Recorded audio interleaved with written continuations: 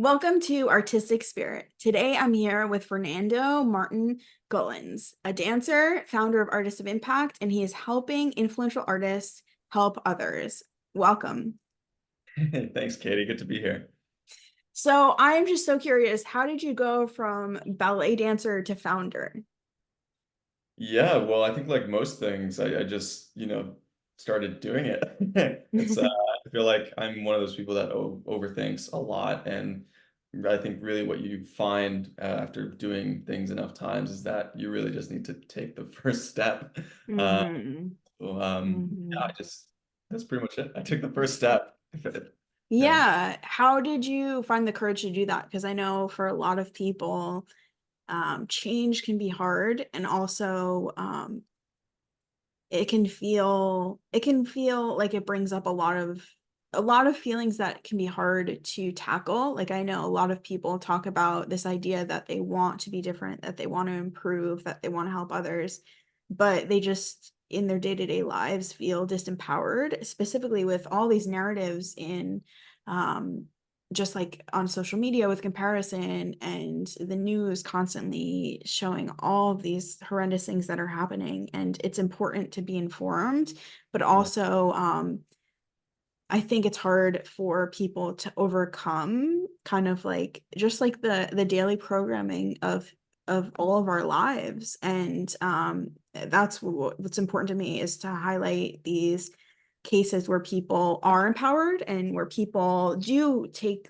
the courage they have inside them to make a meaningful difference in the lives of other people. So I'm just curious, was it courage for you? Was it just inspiration? Like what helped you have that empowerment? And what would you say to someone who might be in a place of just being disempowered, but is looking to make a difference? Yeah. Well, first of all, great question. I Just as a caveat before I answer this, I just want to make sure that I make it very, very clear that this is something that I struggle with every single day. This is Mm, 100% an ongoing process that I have mm, to confront on the daily, and I think that's part of being not only just a human, but being an artist as well. Um, and so I think you touched on so many things there that I think are all sort of part of my answer. And so like one of them mm, is I think one thing that has always been helpful for me in creating that clarity to then be able to act on and to do these things that may elicit fear and mm, and all this stuff and is to find stillness first of all. Like we can't really connect with our sort of deeper self, our deeper values, our deeper visions and ambitions without first having the stillness to connect with that. And so if you're constantly on the news or scrolling or things like that. I say you there, but the correct probably pronoun yeah. would be me. And whenever I do those things, I I really struggle to connect with those parts of me that I think ultimately I would like to connect with more. So that's the Mm, first thing. Find that stillness to be able to reconnect with those values. When it comes to whether it's courage or inspiration, uh, mhm, I would definitely have to say it's inspiration. I think mm, courage is a virtue that I I'm I'm very I have a very interesting relationship with courage because I've had many people tell me that I was courageous in doing what I've done, mhm, and yet I don't feel that at all. In fact, courage is one of the things that I actually feel like I am the most deficient in, and it's one of the things that I'm most working to cultivate. And so maybe this is a good time to bring up the fact that like if you're scared of trying something because you feel like you don't have things figured out or that you're an imposter, all these things, I think one of the things that's helped me is realizing that there are no adults in the room. I think that's kind of an expression that I've heard, which is mhm, like we think that other people have this stuff figured out and that we don't, and so therefore we're not sort of worthy of taking on this endeavor. But when I've spoken to people that I've perceived, to have their shit together, apologies, I don't know mm. if I can curse it out here, but Yeah, you can. okay, cool. Like they're like, oh yeah, no, we have no idea what we're doing either. We're just, we're trying things out, we're testing them, we're running the scientific method or the physics of Mm, progress, as I know mhm, Tom likes to say. And so those are two things. Another one is start small. Don't feel like you have to have everything figured out right away. Um, have a hypothesis, test it out. Mhm. All of these Mhm. things, if you see them as experiments, it takes a lot of the pressure off to like figure it all out on day one. But anyways, that's like three or four things that I think have really helped me in starting something like this because yeah, as you or may not know, probably don't know, I'm a ballet dancer by training. Like I finished my high school diploma, but I went to a vocational ballet school until I was 19. And so I didn't go to Harvard, I didn't go to Yale. A lot of the people that I, am in contact with now on the sort of the charity side, the charity evaluator side, all of them did go to these places. And so the early days, I had imposter syndrome like 100%. And I think also just recognizing that those feelings are completely normal and natural has been really freeing for me as I've sort of learned to navigate this new territory. But anyways, I just dumped so much on you, Katie. Yeah, Go well, actually, about this. I am on a personal mission to like understand courage. And all the time, I have people who do extraordinary things and have Yeah. overcome so much. And I'll always be like, how did you have the courage? And everyone always is so hesitant to use the word courage. And I explore this all the time, like in on my personal calls too, just like this idea of courage. And there's this quote that I always think of courage as, and courage doesn't always roar. Sometimes courage is the quiet voice at the end of the day saying, I will try again tomorrow. Who's that by? Because I love that so much. I've I heard it think before. it's the only reason I didn't say exactly who it was because I'm not sure if it is, but I would guess Melody Beattie, and I'm Okay. not sure. Like I have no context to anything other than that quote. When I was suicidal in college, I read that quote and it was so powerful that I wrote it down in really bad handwriting and I put it on my wall. Yeah. And I looked at it every day, Yeah. every single day. And actually it's like at my parents' house. I actually never threw it out. I just kept it with me and I put it up at the wall there. So when I Yeah. go there, That's amazing. it's always inspirational, but it's hard to read. No, I apologize if you if I was recorded getting up out of my seat, it was to just pick up this book because it's Ryan Holiday's Courage is Calling. It's an entire Ooh. book with just little short chapters on, trying to develop your courage and stuff. And I love that this is a real passion project for you because it is for me too. And I don't remember the movie, but there's a scene with George Clooney where he has a very short monologue about courage and he basically talks about how like you don't get the courage before you do the thing. You do the thing and then you get like the courage afterwards. Mm-hmm. Uh, Mm-hmm. and that kind of speaks to something that I'm sort of trying to incorporate more and more, where it's this sort of John Wayne-esque perspective on courage, which is basically that um, it's obviously courage isn't the absence of fear, but it's Mm-hmm. feeling the fear, acknowledging it, and then doing the thing anyways. Mm-hmm. And that actually ties into another idea that's been really, really key and pivotal for me in my sort of more altruistic side and with my Mm-hmm. with artists of impact and stuff, which I'd love to touch on later. But yeah, courage is a tricky one. It's a tricky virtue. Mm-hmm. Yeah, with artists of impact, something that I see as something, and again, to go back to this idea of people, and I think it's like all over, I just see a lot of people just feel disempowered. Like some of the things that you support are charities that are working to do meaningful work in extreme poverty and to do meaningful work with animal cruelty. And it's like, I see so many people who look at these problems and they feel so disempowered.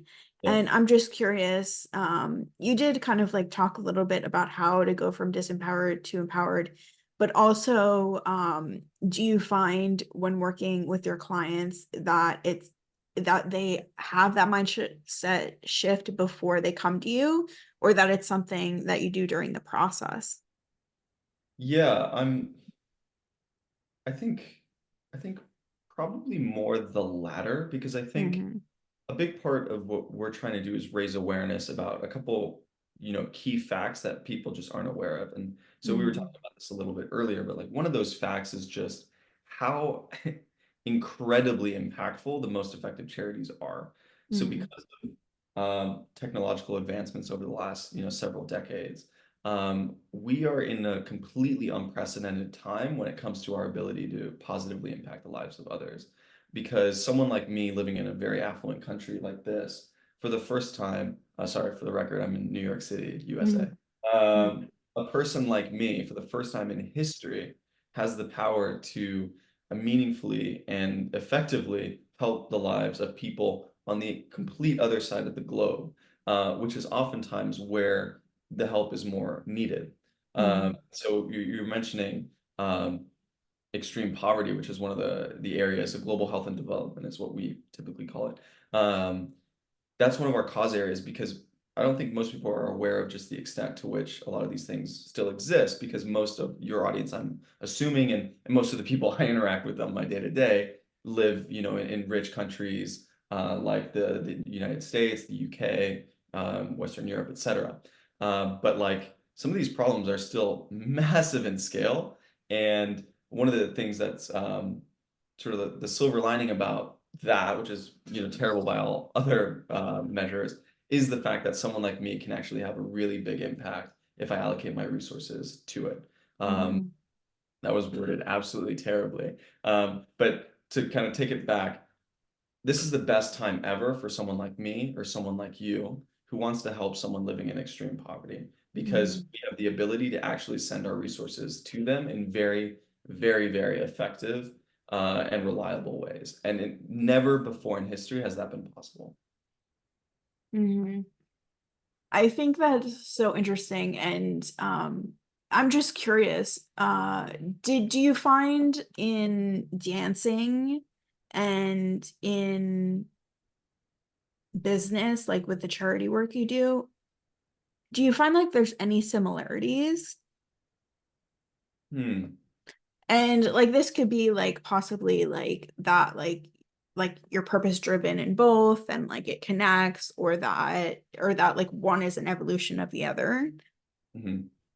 Yeah, well, so I started getting into sort of the personal development space and personal growth space when I was maybe 16 or 17. So at the time, I Mhm. had just moved to London to train at the Royal Ballet School. I was away from home for the first time, away from my parents.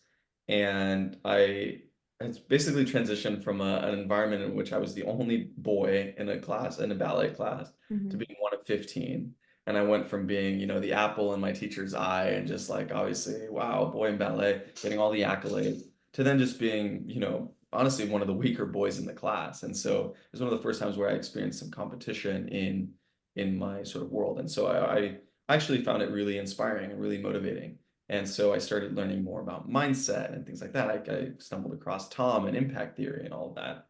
And sort of as a consequence, I started just like, yeah, really dedicating a lot of energy towards developing myself and making myself better.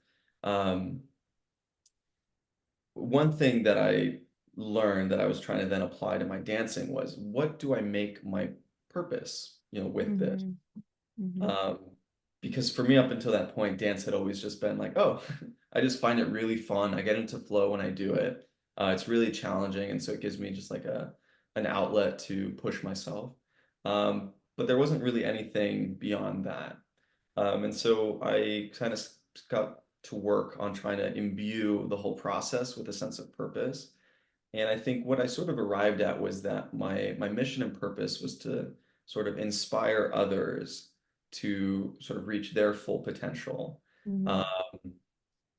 by way of demonstrating just like such um, amazing dance abilities that they would sort of be inspired to kind of pursue similar levels of excellence in whatever area of life was interesting to them.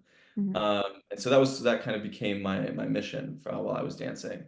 And so I think that is something that stays with me to this day, even outside of dance, which is I love helping people become better versions of themselves.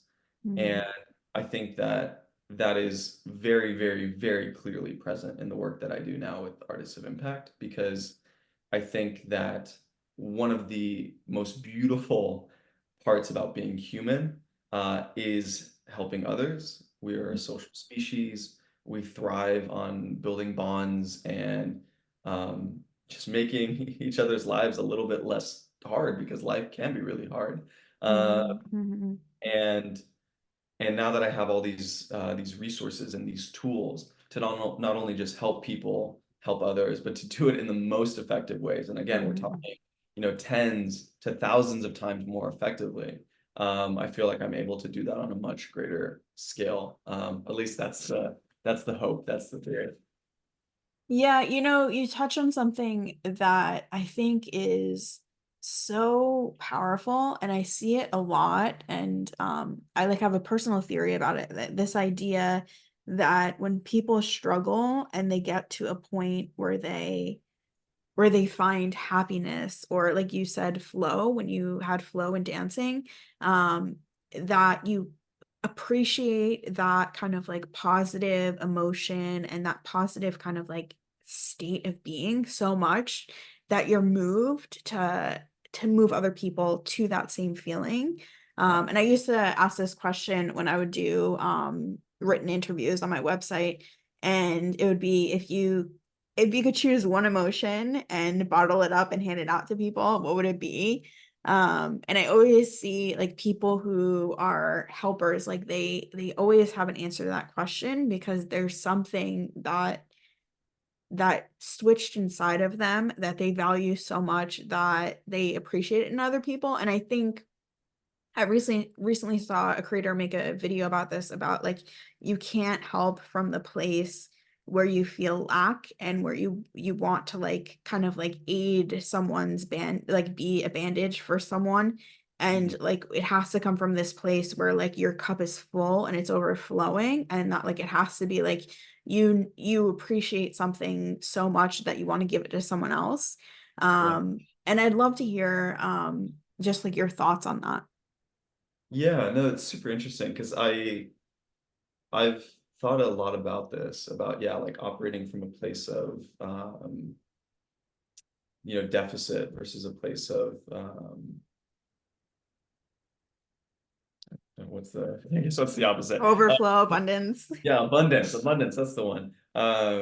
Yeah, because I find them both challenging, and I think I would be remiss if I didn't get a little bit more specific about like some of my motivations for sort of entering this space. So we talked about a couple different cause areas, and if it's all right with you, I would just like to maybe Yeah. get a little bit into that.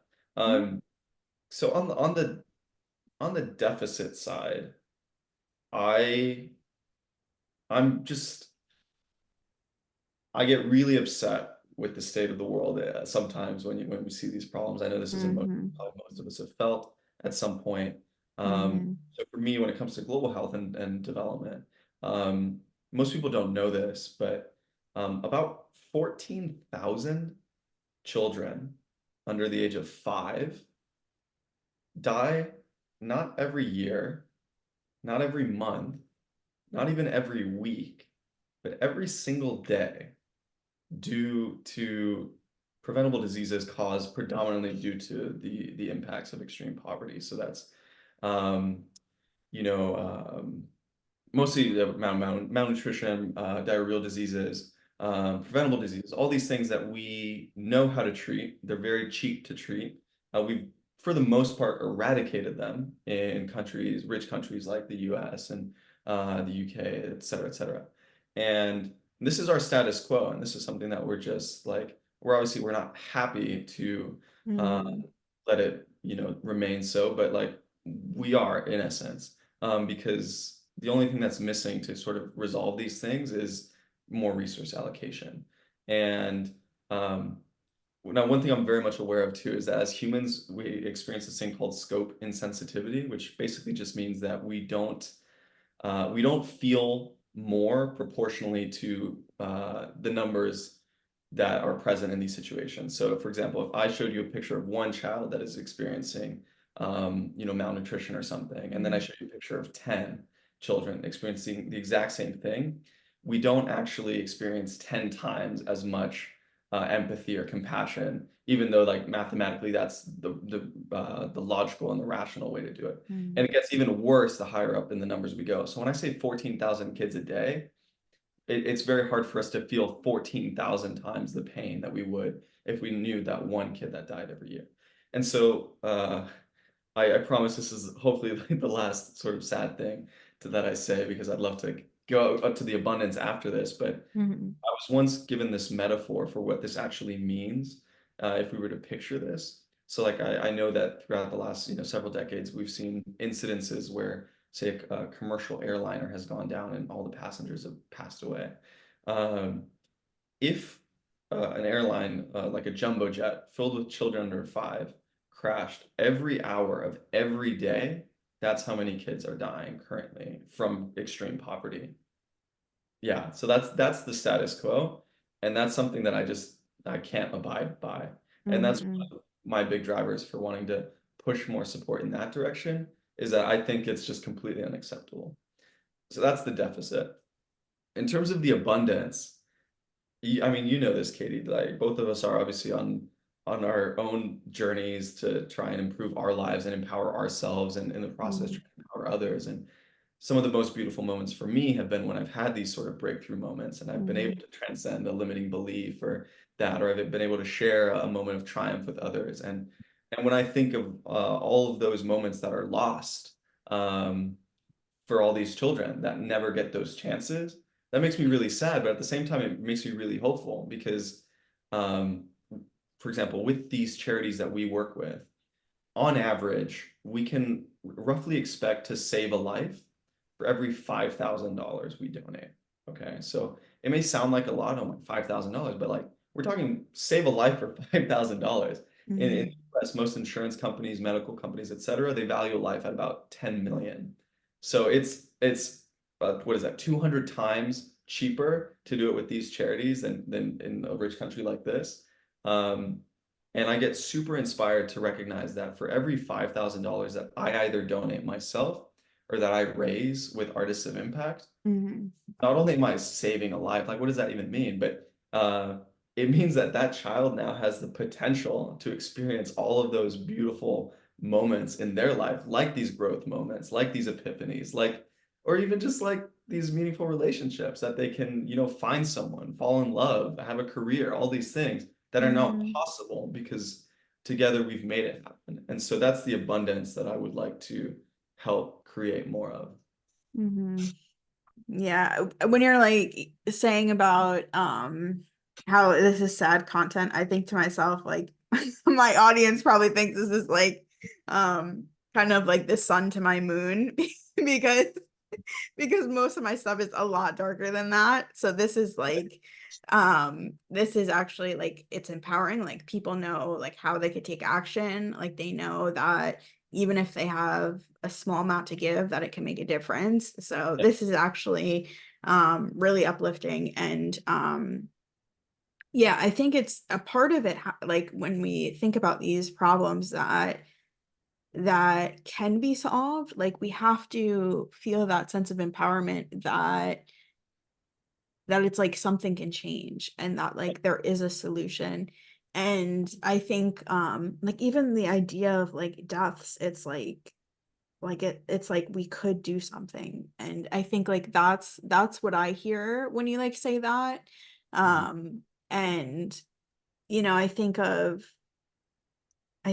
all the people who just feel so powerless in their life and who specifically like because the idea of people don't really talk that much like feel comfortable talking about money, but I think like the idea that talking about like even if you give little amounts of money to things that it can make a difference, and that there's so many people out there and we always see like the people who are doing so well and commit suicide, and it's like you think to yourself like that there's probably so many times in their life where they could choose to give and maybe it would be even a larger sum, and that could make a difference for them. And I'd love to have you talk a little bit about not so much about the difference you make when you change a life by giving, but also the difference you make in your own life when you choose to be empowered to Yeah, do something. And that's a big decision yeah, because it goes against all of our programming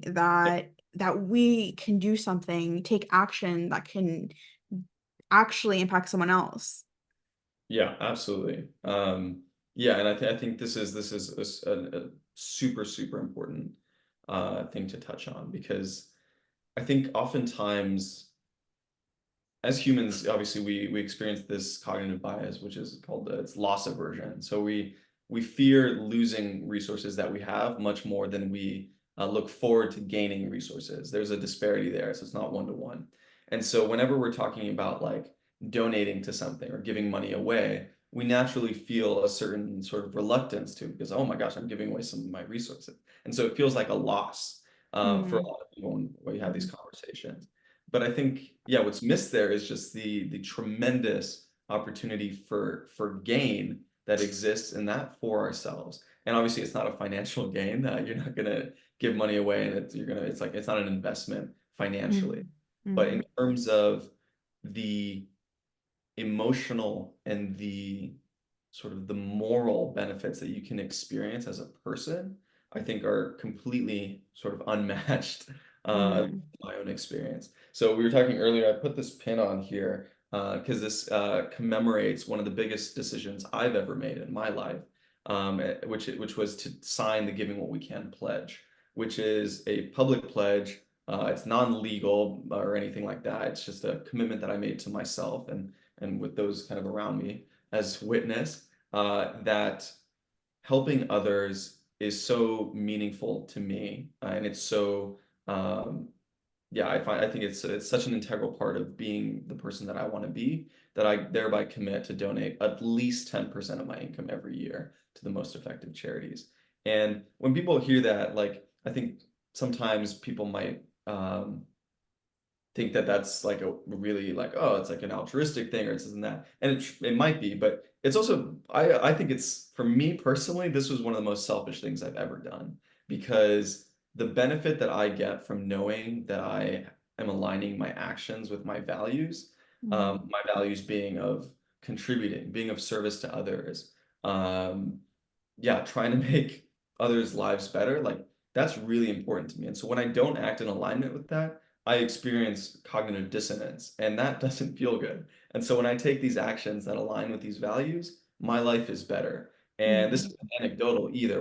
There are tons of studies that have been replicated that show that people that give on any level, even if it's not necessarily just money, but that they give their skills, their time, their energy to helping others, their lives are significantly better throughout long-term effects, actually, as well as short-term. And so I think oftentimes because of, like you said, the news and social media and stuff, we're oftentimes trying to find this sense of happiness and stuff in buying things and in mhm, accumulating wealth and accumulating possessions when I think we're probably looking in the wrong direction. And I think that those things are much more likely found in giving and helping mhm. and contributing. But who knows? I could be wrong. Yeah, I'd love to talk about alternative ways to give. So things like volunteering, things like using your platform, things that are specific to artists.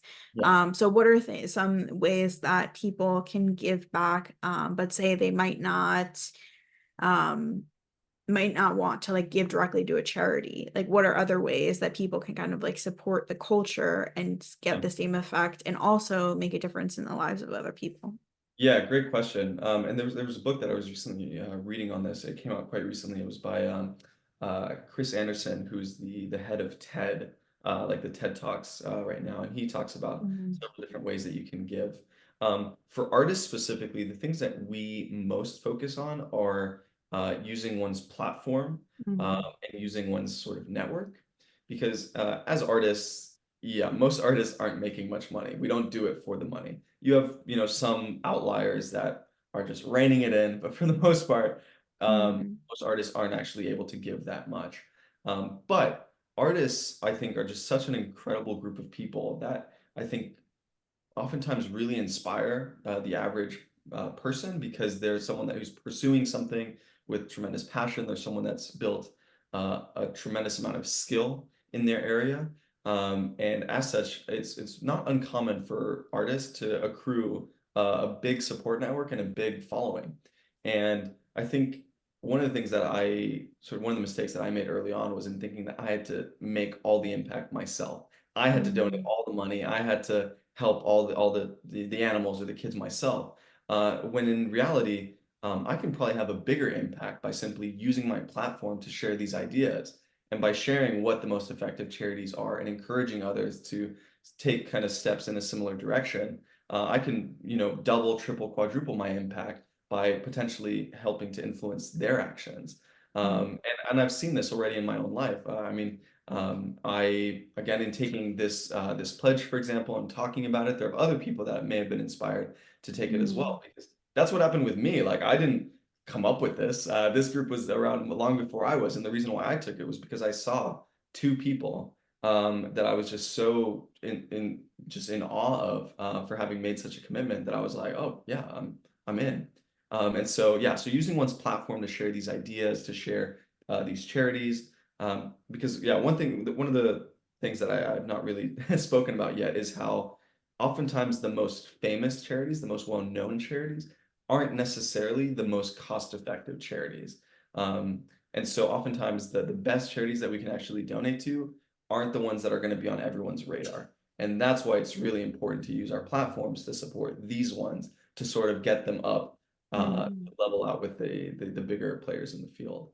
But also, as well as using like your broad microphone, I think peer-to-peer networking is incredibly valuable too. Um, so for example, say I'm an artist, I don't have much money, but I have some friends who maybe are, I don't know, lawyers or bankers, and they're super generous people, they're super kind-hearted, but they don't know that the most effective charities can have just so much more impact than the average. And guess what? You talk to them, you put us in touch, and now they're having a bigger impact. You've Mhm. connected me, you're having a bigger impact. We're all having a bigger impact together. Because at the end of the day, for me, all I care about is that, the impact is had, that the lives of these people and these animals are improving.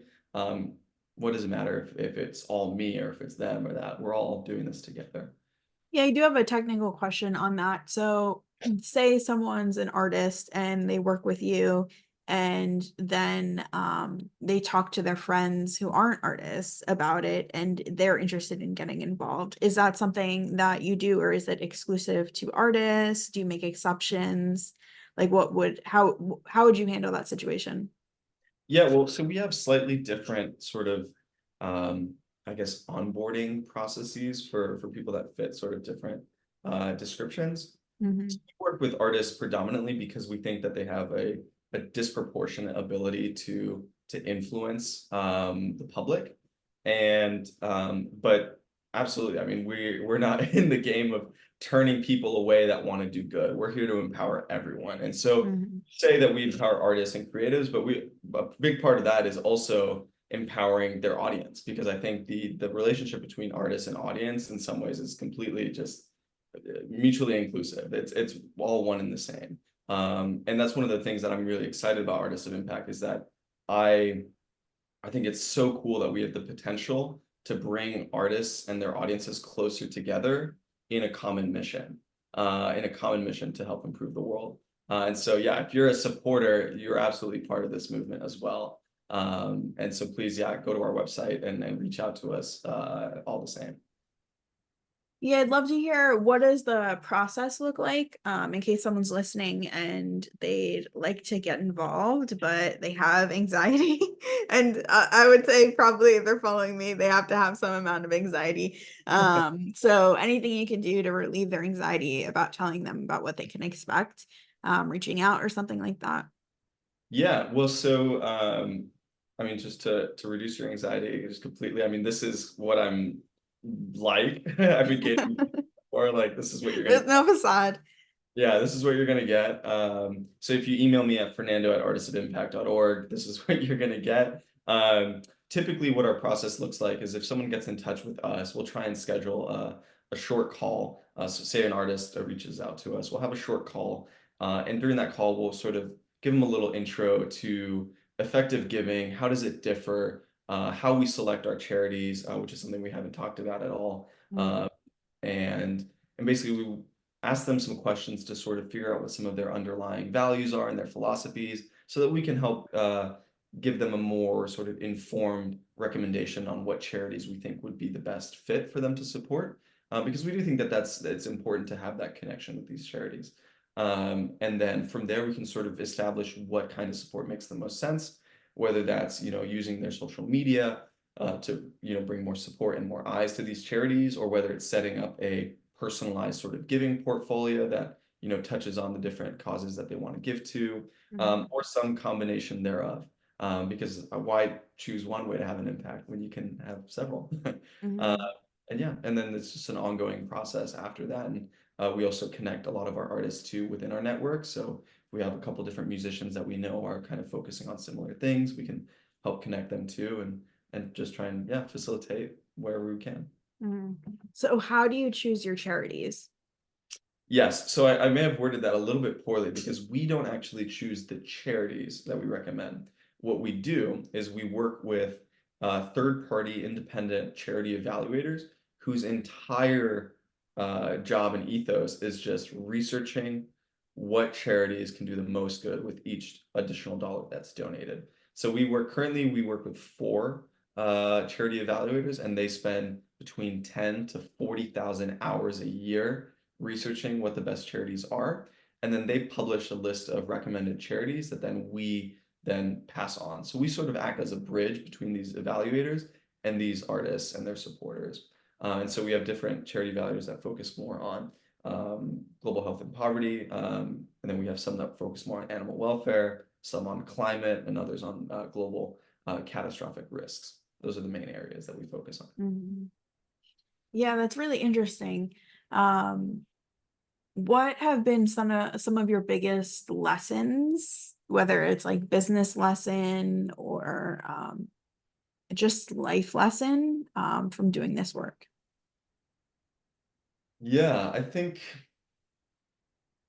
there've been many, as you know, but starting something and sort of trying to do your own thing is just a whole nother beast. It Mhm, forces you to learn so much about yourself, and more often than not from I guess failures. Uh, mhm, and I put them in quotes because obviously I don't think that there's really such a. I think the only real failure is just not trying, and I think everything else is a learning experience, as hard as it may be to think of it that way in the moment. Um, I'd say one of the biggest things that I'm sort of pondering currently is just the tremendous value in just daring. We're mhm, talking about courage, and like mhm, so many of the things that I think have held me back, so many of my constraints and my bottlenecks have really just arisen from my my trepidation, my hesitating, my just my reluctance to try things. And I mhm, think the more that I am able to sort of move beyond that and just dare greatly, like mhm, Roosevelt and Brene Brown would say, mhm, um, honestly, the more that I see happens, and like we talked about earlier, it really is a virtuous cycle where if you are reluctant to do something and then you feel a ton of resistance and fear, and then you do it, it builds on itself. It's a snowball 100% because then you mhm, gain more confidence to do it again and again. And it's one thing that I'm still very much struggling with, but it's something that I would very much like to see myself continue to improve because um, all of our goals are just on the other side of a chasm of skills and a chasm mhm, of actions that we need to take. And it really breaks down as simply as that. And I think that a lot of the limiting beliefs and stuff and that side of things are all necessary to potentially take the actions, but it really can be broken down to just do the actions to gain the skills, use the skills to take other actions to get towards where mhm, you want to get. And in order to do that, you have to dare a little bit. So, uh, mhm. yeah, that's been a big lesson for me. That's awesome. What are some of the pressures of the different hats you wear, and how do you do them all? Like dancing, business, content creating? Yeah, I think well the double-edged sword of a lot of this sort of entrepreneurial world is that I am my own boss for better or worse. And so most of the pressures that I feel are just all coming from me. And this is something that I've had to do a lot of work on and will continue to do a lot of work on because I find that sometimes the expectations that I set and the pressures that I put on myself can actually be deleterious and they can actually be maladaptive. Um, Mm-hmm. and so when it comes to the business side, um, I think like many founders, I sometimes am a little bit deluded in what is achievable.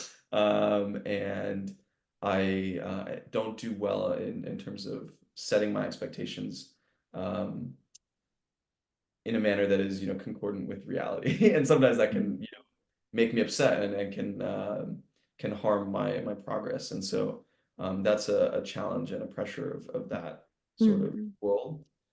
With dance, honestly, so I used to dance full time and now I just do it part time. I Mm-hmm. really don't experience much pressure around dance anymore because Mm-hmm. I I think my identity is much less wrapped up in being a professional dancer now that I'm able to just go out and enjoy myself when I do it.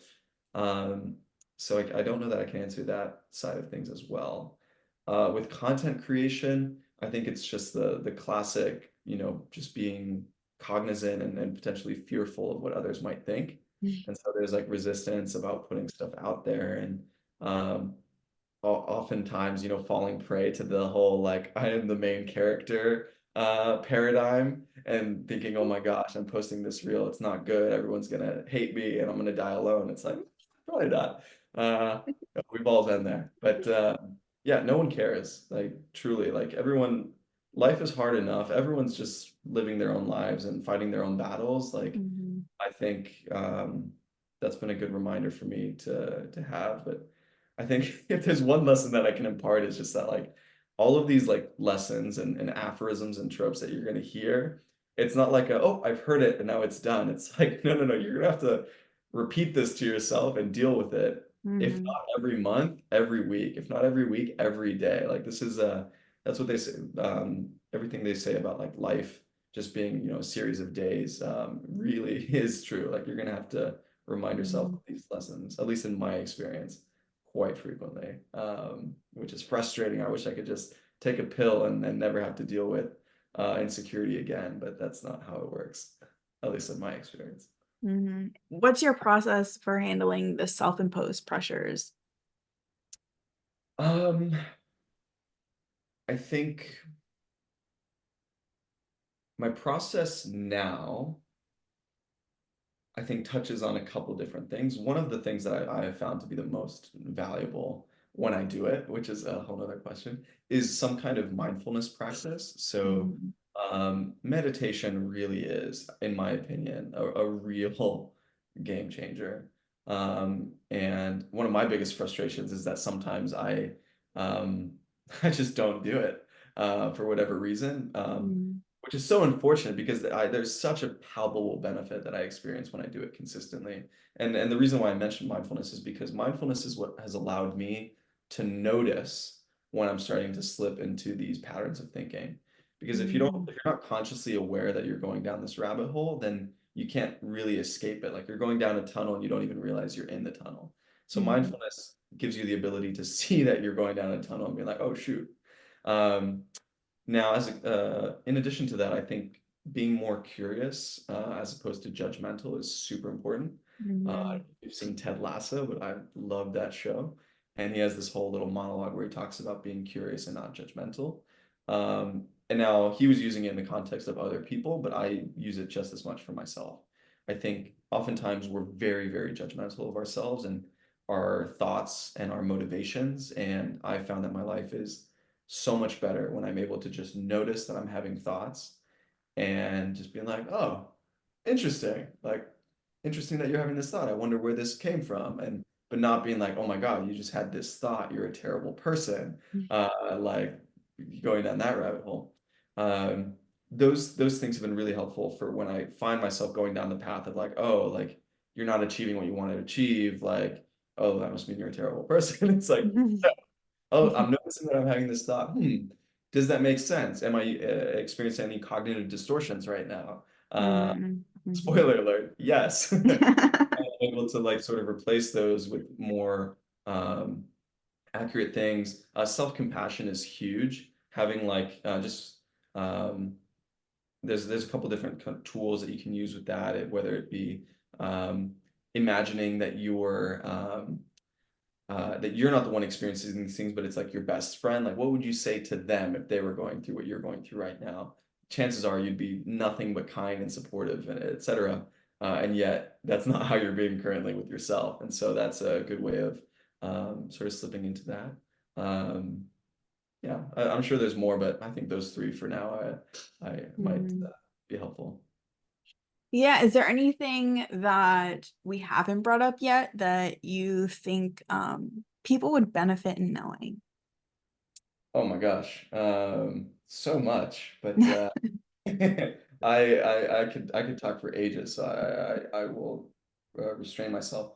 I think I would be remiss if I didn't just briefly touch on something that we talked about earlier about empowerment, Hmm. around having an impact, and because I think this is one of those things that that I love so much about effective giving is that when you put your resources towards the places where they can have the biggest impact. You don't actually need to give that much in order to realize a tremendous amount of impact. And so, um, four charities that are currently recommended by GiveWell, three of them can deliver sort of a small outcome for less than $5. So, for example, we can provide vitamin A supplementation to children who are experiencing malnutrition, and you can do that for about $2, I think, per year.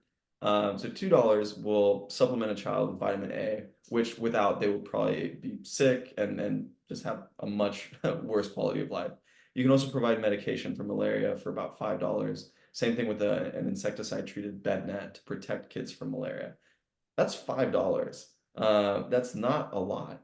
And if you do, say, $5 a month, now you've just like that's now we're talking about, tens of children that you're helping every year. Hmm. And again, if even if it's um, say, yeah, that adds up because if you do $10 a month, that's $120 a year over a 50-year career. You've helped enough children that one of them would not have survived were it not for your help. And I Hmm. think what's because we're talking with these sort of like abstract concepts, it's like, oh, save the life, whatever. But it's like, no, no, no, like think about that. If you actually like ran into a burning building and saved someone's life, how meaningful would that be for your life? Like chances are like it would probably be one of the most meaningful things you've ever done. And everyone would be talking about it. Like it would be such a moment of celebration. And yet again, like this is in theory, this is achievable for most people living in a rich country with a $5,000. And for many people, like that's actually achievable every year. Like if we make a if so actually this is something that we haven't touched on, but oh gosh, Katie, you set me down the rabbit hole. I'm so sorry. Um, can I ask you a question to see Sure. just to hear your thought? Um, okay. If I asked you how much money you would have to make to be in the richest 50% of people in the world, so the richest 4 billion people in the world, how much money do you think you'd have to make? Um, if it's 4 billion, I would guess it's like maybe like 50,000. 50,000. Okay. So to be in the richest 50% of people in the I world, don't know. Well, four billion, if it's a sample size of 4 billion, it has to be pretty low, right? so sorry. I'm taking, yeah, the whole human population is about 8 billion. So to be in the So it's richest, like half. yeah.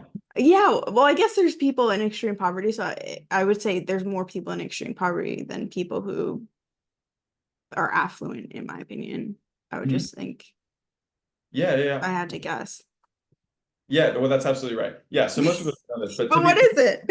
well, so let's say so if you were to line 100 people up to represent the entire human population, if you wanted Hmm. to be number 51, so like richer than 50 of the others, you'd have to make just under $4,000 a year Oh, pre wow.